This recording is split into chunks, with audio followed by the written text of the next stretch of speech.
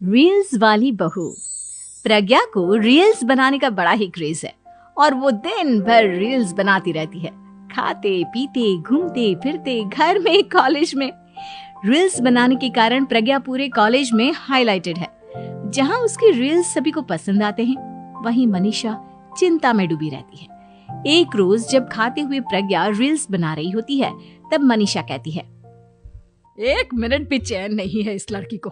ये नहीं कि खाना तो आराम से खा ले, लेकिन नहीं, अरे थोड़ी देर रील्स नहीं बनाओगी तो आसमान नहीं टूट पड़ेगा। अरे मम्मी, इसी को तो कहते हैं डिटर्मिनेशन। तुम नहीं समझोगी ये सब। भगवान, इस लड़की को सद्बुद्धि दे। जब देखो तब टेढ़ा बाका मुंह बनाती रहती है। मनीषा की बात का प्रज्ञा पर जरा भी असर नहीं होता और वो खाते खाते रील्स बनाती रहती है। दिन बीतने लगते हैं और देखते देखते प्रज्ञा का कॉलेज भी खत्म हो जाता है। आए दिन कोई ना कोई मनीषा को प्रज्ञा की शादी करवाने का सुझाव दी जाता है। सब ठीक ही कहते हैं, प्रज्ञा की शादी कर देनी चाहिए। अपने घर के काम काज में व्यस्त हो जाएगी तो खुद ही ये रील्स और नाच गाना बंद हो जाएगा। मनीषा और प्रेम प्रज्ञा के लिए एक अच्छा लड़का ढूंढने लगते हैं और तभी विकी का रिश्ता प्रज्ञा के लिए आता है, जिसने प्रज्ञा को उसकी रील्स देखकर पसंद कर लिया था। अगले दिन विकी अपने माता पिता के साथ प्रज्ञा के घर पहुंच जाता है और प्रज्ञा साड़ी पहने हाथों में चाय की ट्रे लिए उनके सामने आती है।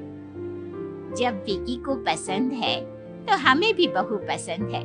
बहन जी, आप बारात की तैयारी कीजिए। एक बार लड़का लड़की अकेले में बात कर ले तो अच्छा रहेगा। हाँ हाँ, क्यों नहीं। मनीषा विकी को प्रज्ञा के कमरे में भेजती है, जहाँ प्रज्ञा पहले से ही रील्स बना रही होती है। तभी विकी कहता है, आ गए आपके साजन जी। हमारे साथ ये रील्स कंप्लीट करती तो और भी अच्छा रहता। अच्छा जी, अब आ ही गए हैं तो बना ही लेती हूँ आपके साथ।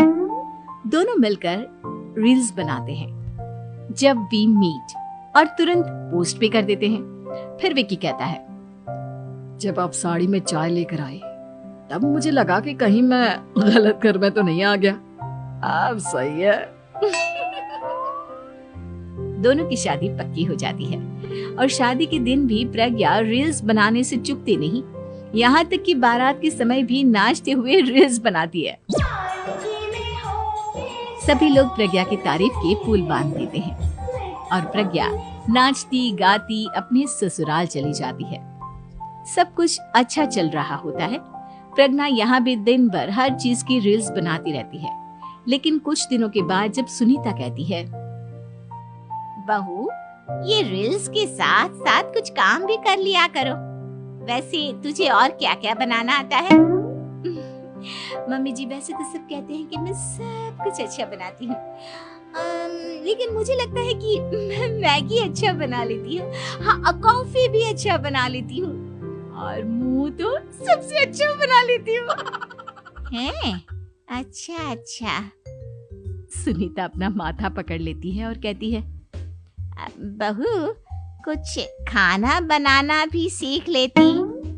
मम्मी जी, मैं लंबी प्लानिंग कर रही हूँ। जल्दी ही मैं इतनी फेमस हो जाऊंगी कि मुझे पैसे मिलने लगेंगे। हम दोनों सास बहू राज करेंगे, राज। नौकर काम करेंगी और लोगों की तो लाइन लगेगी हमसे मिलने के लिए। तेरा दिमाग खराब हो गया है क्या बहू? हंसी मजाक तक ठीक है, लेकिन इस तरह घर नहीं चलते। जितना जल्दी हो इस घर के तौर तरीकों को सीख लो। प्रज्ञा मुंह घुमाकर चली जाती है और तुरंत उसी वक्त एक रील बनाती है। ये देख सुनीता का गुस्सा 7वें आसमान पर चला जाता है और विकी के घर आते ही सुनीता उसे सब कुछ बताती है। विकी भी अब प्रज्ञा की इन हरकतों से परेशान हो जाता है। तुम टेंशन मत लो मम्मा, मैं देख लूंगा। विकी कमरे में जाता है तो देखता है कि प्रज्ञा रील्स बना रही है। विकी बड़े ही प्यार से प्रज्ञा से कहता है, प्रज्ञा, इन सब के लिए मैं तुम्हें मना नहीं कर रहा हूँ, लेकिन फिर भी हर वक्त तो ये अच्छा नहीं लगता ना। समझने की कोशिश करो, मुझे भी तुम्हारा थोड़ा वक्त चाहिए। मैं जब ऑफिस से आता हूँ तो मुझे समय देने की जगह इसी में लगे रहते हो। तुम ज्यादा ही सोच रहे हो। तुम भी मेरे साथ रील्स